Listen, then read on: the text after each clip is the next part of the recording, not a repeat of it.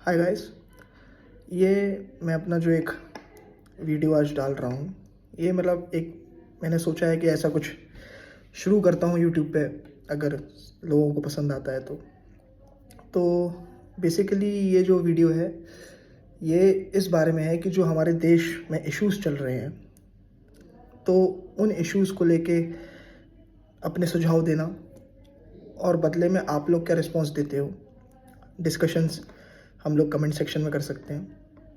और फिर अगर ये वीडियो पसंद आता है आप लोगों को, तो मैं रिक्वेस्ट करूँगा कि आप लोग इसको शेयर करिए, ताकि ये जो हम लोगों का डिस्कशन है इधर इन कमेंट सेक्शंस और इन वीडियो, ये आगे पहुँचे सरकार को। और अगर किस्मत रही तो हो सकता है कि ये हमारे डिस्कशंस और डिबेट्स और ये जो हम लोग वे फॉरवर्ड देंगे might turn into a reality, और एक पॉलिसीज़ इम्प्लीमेंट हो सके देश में और बदलाव आ सके। तो जैसे कि आप सभी जानते हैं कि आजकल इलेक्शंस आने वाले हैं, general elections of the Lok Sabha 2024। तो अब इलेक्शंस का एक जो कोर होता है तो वो तो वोटिंग होती है। अगर वोटिंग नहीं तो इलेक्शन किस चीज़ के। तो बेसिकली जो एक चीज़ मैंने आज नहीं मतलब कई दशकों से नोटिस करी है कि वोटिंग राइट्स इंडिया में है सबको, 18+ जो भी है उसको वोटिंग राइट है, पर क्या वो वोटिंग एसेंस में है कि नहीं, इन द सेंस कि वोटिंग अधिकार देने मात्र से और वोट कास्ट करने से चीज़ें नहीं बदलती। हमें ये जानना होगा कि वोटिंग यहाँ तक सीमित नहीं है कि आप गए और आप पोल बूथ पे गए और ईवीएम में आपको जो भी पार्टी पसंद आई, आपने बटन दबा दिया and done, that's all. That's not what voting is, और voting is meant to be. असलियत में वोटिंग एक ताकत है, हम आम जनता की एक ऐसा टूल है जिससे हम इस देश में जो चाहें वो कर सकते हैं। इन द सेंस जो सरकार से करवाना चाहें, चाहे फिर वो हमारा वेलफेयर हो या फिर फ्यूचर पॉलिसीज़ हो।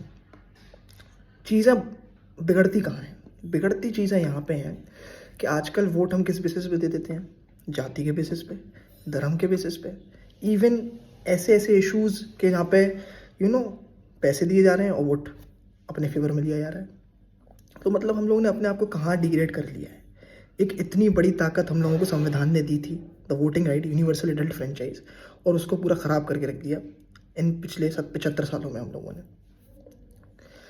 इन द सेंस, क्या आप कभी सोचते हो जब आप वोट डालते हो, एज अ इंडिविजुअल आप सोचिए, जब आप वोट डालते हो तो क्या आप ये थोड़ी पल के लिए उस बटन को दबाने से पहले जो आप दबाने जा रहे हो क्या आप उसके कॉन्सिक्वेंसेज मालूम है?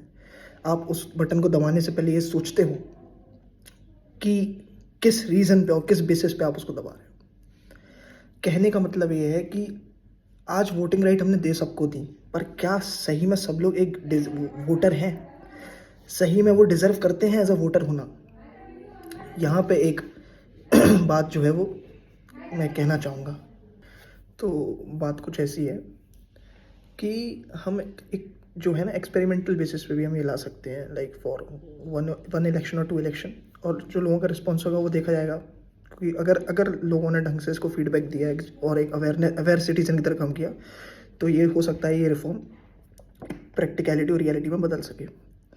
तो वोटिंग रिफॉर्म कुछ इस प्रकार है कि हम ये कर सकते हैं कि अभी हमने यूनिवर्सल एडल्ट फ्रेंचाइज दे रखा है, 18 साल से पूरा वोट करो, लेकिन इसमें कंडीशन जोड़ दो, 18 साल प्लस हो आप, वोटिंग राइट्स आप मिल सकती है।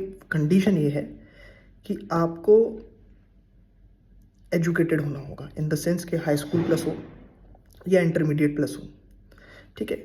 तो इससे होगा क्या कि जो एक है ना कि जो वोटर्स का एक जो होता है कि कुछ वोटर्स होते हैं वो बिना सोचे समझे वोट कर देते हैं, छोटी छोटी चीज़ों पे खुश होकर वोट कर देते हैं।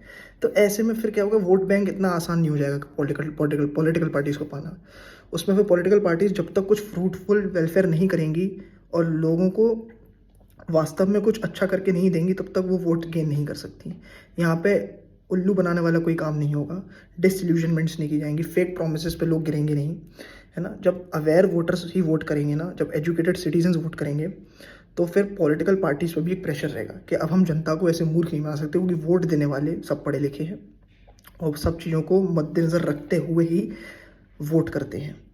तो आप कर क्या सकते हो कि आप 10+ या 12+ लोगों को जिनके पास सर्टिफिकेट है प्रॉपर, उनको आप वोटिंग करने का अधिकार दो 18+ पे, ठीक है।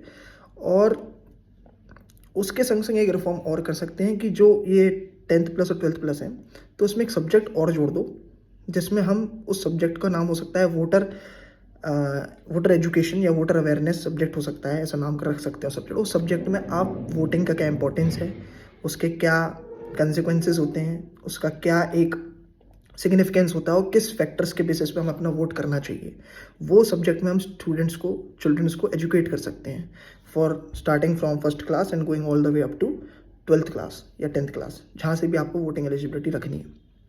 तो इससे होगा क्या ना कि जनता की, जो देश की जनता है, वो शुरू से एजुकेटेड होने लगेगी वोटिंग को लेके। क्योंकि लोकतंत्र में एक सबसे बड़ी चीज़ क्या है ना, लोकतंत्र शुरू ही वोटिंग पे होता है और वोटिंग पे ही ख़त्म होता है।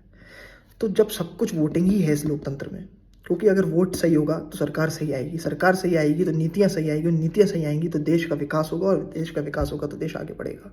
और जहाँ ये वोटिंग ही ख़राब हो गई, शुरुआत ही ख़राब हो गई, या शुरुआत ही में कोई डिफ़ॉल्ट है, तो फिर आप देश का क्या ही भला एक्सेप्ट करोगे, ठीक है ना।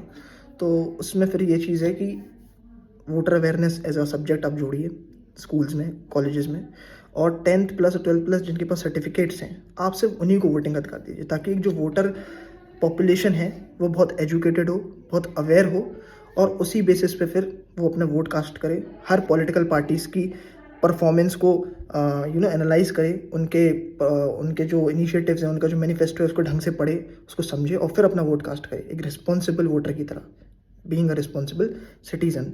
तो शायद हो सकता है कि कुछ ठोस परिवर्तन हमें देखने को मिले, एक अच्छे परिणाम हमें देखने को मिले, starting from voting and ending as development. Thank you.